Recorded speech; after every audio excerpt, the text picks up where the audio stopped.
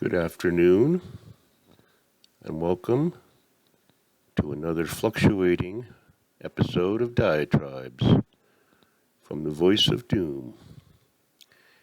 And now here's your hot-tempered and cold-hearted host, Voice of Doom.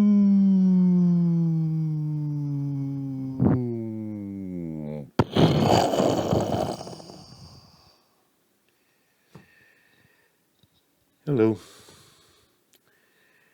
I'm back after a sojourn of a couple of days, just catching up on the disasters of the day, having a little beverage that's a little less diluted than most of mine because of the situation in which we find ourselves. And it's no better and not much worse than it was 2 days ago, but as I say, when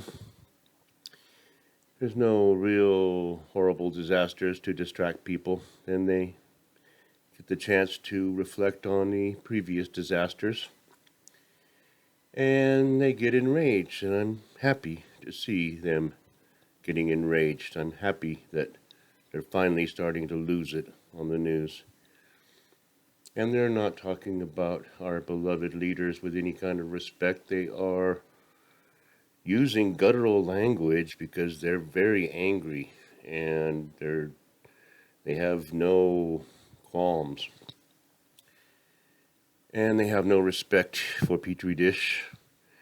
So that's one good thing in our favor, is that there's still people that have the sentience to not have any respect for this horrible, horrible entity. And I was going to do an incendiary diatribe today, one worse than anything I've ever done, because I was incensed about racism. And I really never thought I would be that mad, but I am starting to get very, very angry about the pervasiveness of racism throughout this country. And when I talk about racism, I'm talking about racism against Caucasians. There, I said it. Getting sick of it. And I'm getting sick of these Johnny-come-lately appointees of Petri dish admonishing people for having the audacity to even be on their street. Because in this day and age, when people of color have to watch their back, and especially if they are in a position of some power, then they have to always watch out for people who will assassinate them. Because we were always taught back in the early days, my early days, the 60s, and we were getting progressive, and they said, well, what would happen? Not in school would they say this, but in conversation you hear with your parents or you know, whatever, your relatives, and what would happen if they elected a black president? And every time they said it, they say, well, he'd be assassinated. That was just a pat answer, because everybody knew that there were certain people in society that wouldn't accept that. So we didn't elect a president of color until 2008? And he was not assassinated, and he was reelected, and he was reasonably well liked, even though he was probably as incompetent as Petri dish, but he wasn't facing the same problems, because unlike Petri, he wasn't dumb enough to create his own crises. And I got mad at this person who thinks that she's above everybody else, and how dare anyone be on her street with her children in her house. She sounded like Michael Corleone. In my house? Where my children play? My house. Yeah, I just remember that scene, and it reminded me of this chick. And I don't like her. I don't like any of these liberals who think that we should all be hung out to dry. There are no criminals out there unless they're white MAGA-wearing hats that are, you know, causing a ruckus in a bar somewhere.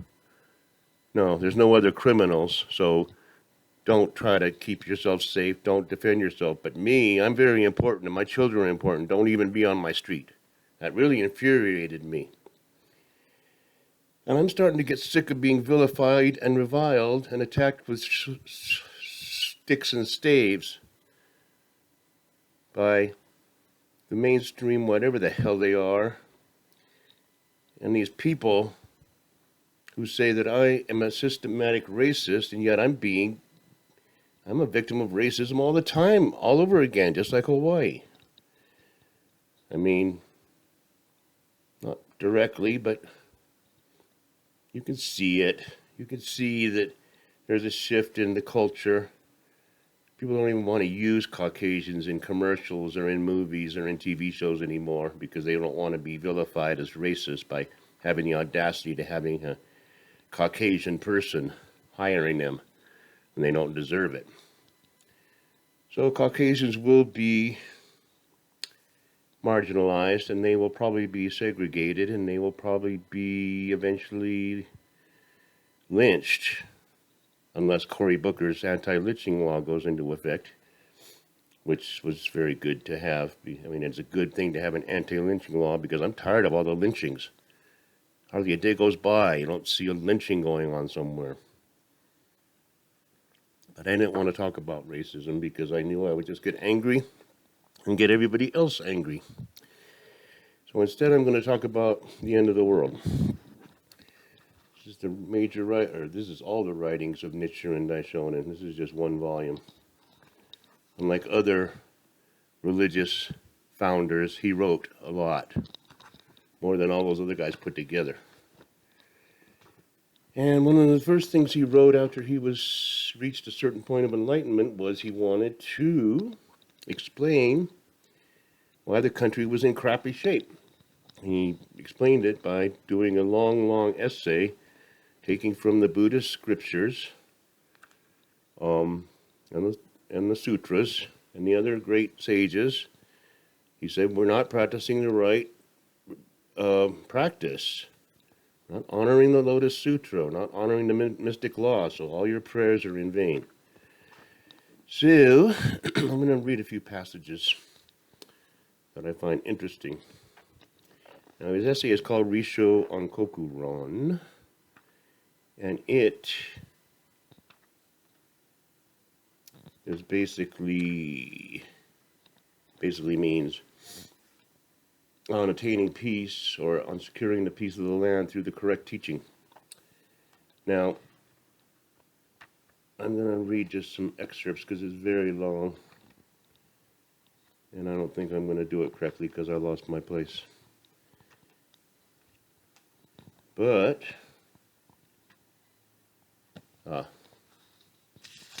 okay. When I, Nichiren, observed the great earthquake of the Shoka era and the great wind and famine that occurred in the same era, as well as one major outbreak of epidemics that took place in the first year of the Shogun era, I made a prediction saying these are omens indicating that the country of ours will be destroyed by a foreign nation. I may seem to be praising myself for having made such a prediction, but if our country should be destroyed, it would most certainly mean the destruction of the Buddhist teachings as well. The eminent priests of our time seem to be of one mind with those who slander the law. In fact, they do not even understand the true meaning of the teachings of their own schools. It is certain that if they should receive an imperial command or instructions from the government authorities to offer prayers in an effort to avert the evils that beset the nation, they would only make the Buddhas and deities angrier than they are already. And then the nation could not help but face ruin. Okay. Now let's go over here to a different passage. It's from a letter called No Safety in the Threefold World. Threefold, past, present, future. The principle has been known since ancient times, but today the situation is perilous. The country of Japan has been visited by continuous famine for the last several years, and supplies of food and clothing are exhausted. The domestic animals have all been consumed, and persons who eat human flesh are appearing. They tear flesh from the bodies of the dead children and the sick, mix it with fish or deer meat, and sell it. People purchase this mixture and eat it. Thus, this country has unavoidably become an abode of great evil demons. Okay? Now, let's go to the answer. Let's go to what he says about how to get over this before it's too late.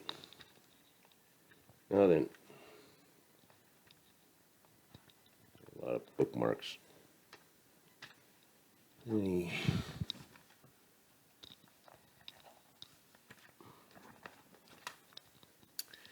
Okay.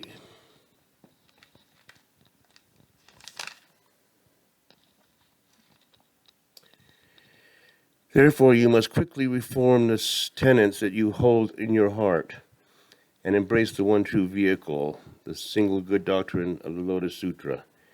If you do so, then the threefold world will become the Buddha land, and how could a Buddha land ever decline? The regions in the 10 directions will all become treasure realms, and how could a treasure realm ever suffer harm? If you live in a country that knows no decline or diminution, in a land that suffers no harm or disruption, then your body will find peace and security, and your mind will be calm and untroubled. You must believe my words, heed what I say. So, there you have it. Now, this was written in 13th century Japan. Most people were Buddhists in Japan, so we can still extrapolate to today's age.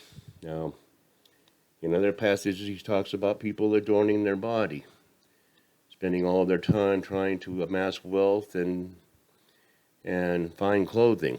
And I kind of switched that to adorning their body with tats and sleeves because it just seems, I don't know, to each his own. I think it's just self-inflicted pain because we haven't had enough pain. I have a feeling the tattoo parlors will suffer in decline over the next few years because people will have enough pain without having to pay for it. But you can see famine, not necessarily in America, even though they would have you believe that there's millions of people starving in the cities every day. And it's probably because they've been looted. Epidemics, yes, there are epidemics. There's many epidemics, not least of which is the so-called COVID epidemic or pandemic. There is an pandemic of anger. There is a pandemic of fear. There is a pandemic of ignorance, which is spreading mightily across this globe. There is, of course, internecine government strife, and there is a threat from foreign invasion. When I say foreign, it could be any foreign person.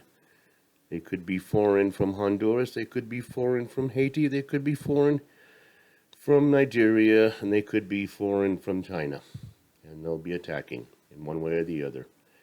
And it won't take very many attacks to make the point that people will be scared. And they won't have to illustrate how bad racism is in this country by hiring people of their own race to beat them up in order for people to wake up, realize how bad racism is. So what I said was were the words of Nichiren Daishonin, my mentor, the person I've put all the eggs into his basket. I have faith in his words. I have faith in the mystic law. And I hope that it pays off, because otherwise I might have made a big mistake. But I don't think I did. And I'll expound more on this later. I didn't get funny. I wasn't funny at all. But hopefully I taught you a few things. The writing is the Rissho Ankoku Ron. It is in the writings of Nichiren Daishonin, which I assure you, if you read it, would be very enlightening, edifying, and it may change your life. So I'll leave it at that. Have a good day.